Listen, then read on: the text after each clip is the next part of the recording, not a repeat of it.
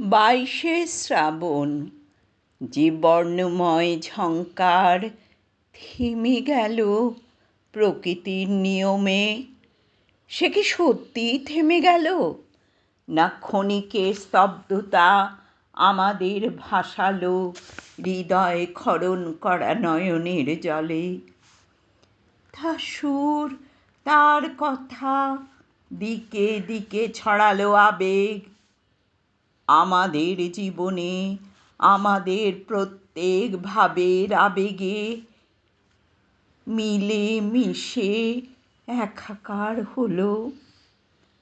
আমরা তো পাইনি প্রকাশের ভাষা। কোন মায়া বলে তুমি নিলে চুরি করে, বদ্ধ রেখেছি যারে মনের ভেতরে, দিলে তারে রূপে রসে তোমার কবিতায় ও গানে।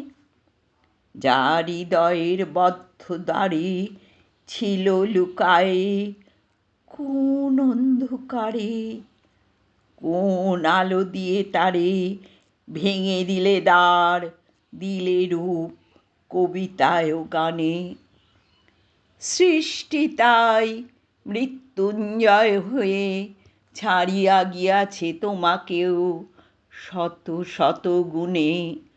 তাই তুমি কবিগুরু আমাদের মনে।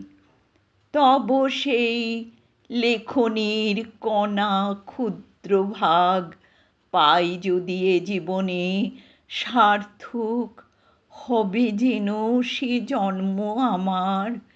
হে কবি, হে অন্তরতম, তোমার সৃষ্টিরে তাই করি নমো নমো।